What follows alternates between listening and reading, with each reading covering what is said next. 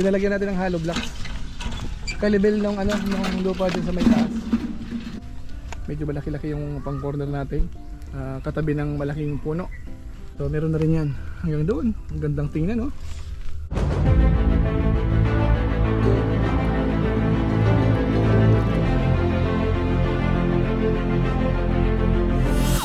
Shoutout guys. Ngayon po yung umpisa ng ano, pagkakabit ng cyclone wire. So ito yung mga materials natin, ano. So meron tayong partial na nabili.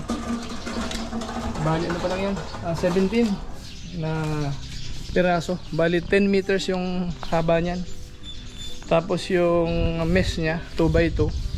Pero yung wire diameter makapal, gauge 12, 2.7 mm. So mahirap ang maghanap. Mahirap lang maghanap ng mataba yung pinaka wire niya. So ngayon tingnan natin yung ano, yung pagkakabit.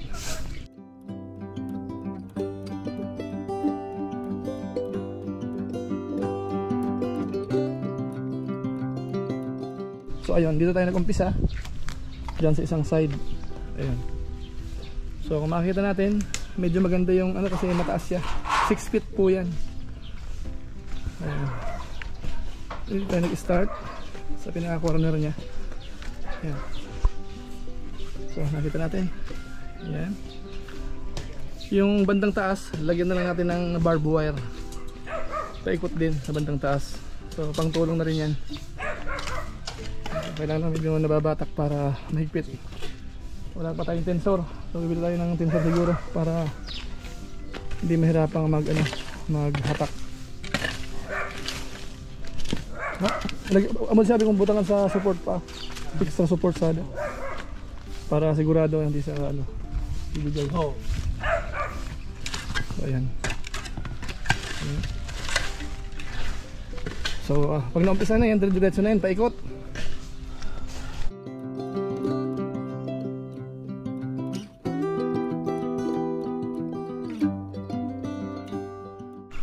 So ito lang ang konting problema. May isang malaking puno tinamaan. So didiskartehan na lang natin yan. Ayan. Santol yan, sayang.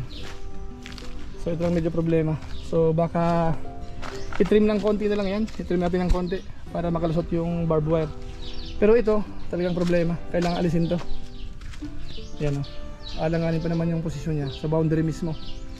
So ito mauobligan ho tayong tanggalin to. Ayan. Hindi naman yan namumunga. Ayan. Tapos diretso na yan. So ayan. Nung nakaraan ay pasel ko na kayo dyan, ano? So hindi natin papasalan ngayon. Dahil doon tayo pupunta sa may, sa may kalsada. Tingnan natin yung side ng kalsada kasi naumpisahan na rin yon. So bigyan ko kayo ng update. So ito yung hollow blocks na ginagamit dyan sa may kalsada. Ayan. Additional materials natin, yung bakal, buhangin, graba.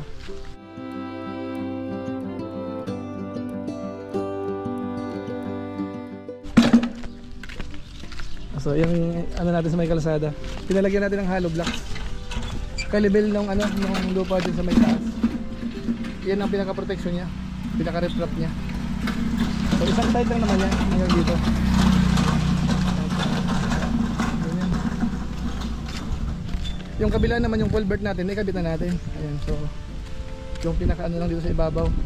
Hindi natin alam kung sisimentohin natin sa ibabaw o hindi. Tapos yung area na yan, panibagong ano rin yan, ibabakuran siguro kapag may panggastos pa. Pag wala na, tingga mo na yan.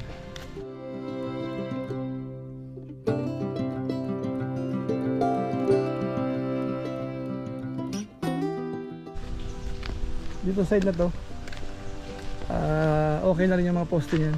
Ayan. So lalatagan na lang to ng ano, ng cyclone wire.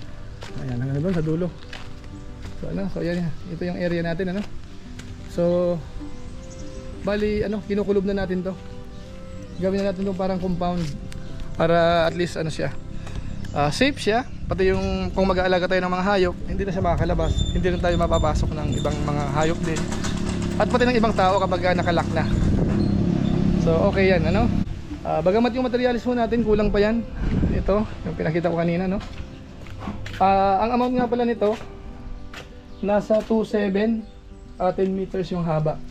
Sa ibang tindahan nasa ano yun, mga 2.9. Depende, yung iba naman medyo mababa. Pero ano naman siya, maliit yung ano, yung diametro niya. parang masyadong ano siya, commercial masyado. So ito ho, medyo matigas siya kasi malaki-laki yung wire diameter niya.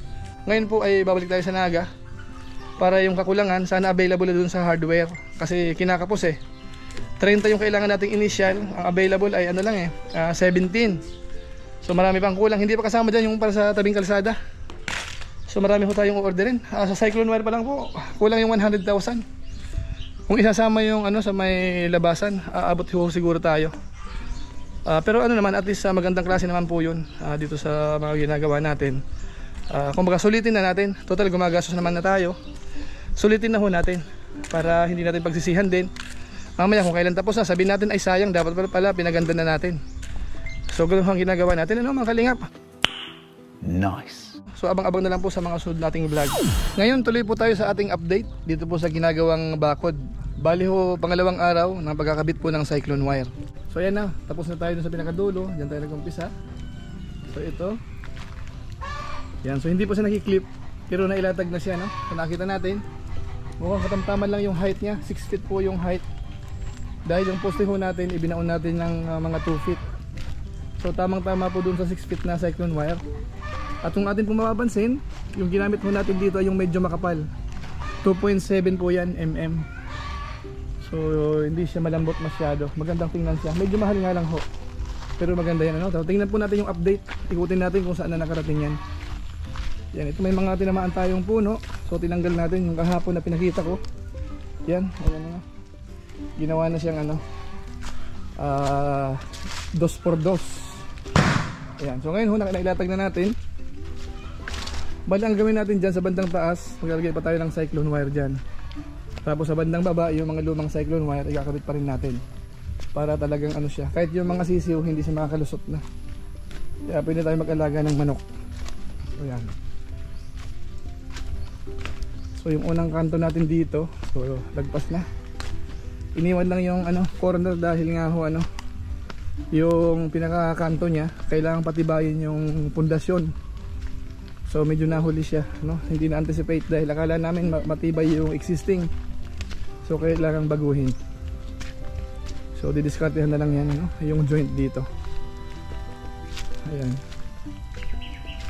Pero pagkatapos ho nito, ito nabuhusan na yata ito. Nabuhusan na. Yan yung pinakapundasyon natin. Medyo malaki-laki yung pang corner natin. Katabi ng malaking puno. Ayan. Ito yung ano natin hanggang dito. So meron na rin yan hanggang doon. Ang gandang tingnan, no? Ayan, no? Ayan, no? So ito na sila hanggang dito na. So tuloy-tuloy, ano? So kaya palang ilatag to ng ano, 3 araw, 4 na araw lang. Yung ang haba ay ano, mahigit 300 meters, mga 350 kulang-kulang. Kaya ng 4 na araw siguro. Yan. Ang mahirap lang yung paglalatag ng poste. Gagawa ka pa, tapos maghuhukay, lilinisin yung paglalagyan, kaya medyo mahirap. So dito na tayo. Yan yung mga ano, magigiting na trabahador.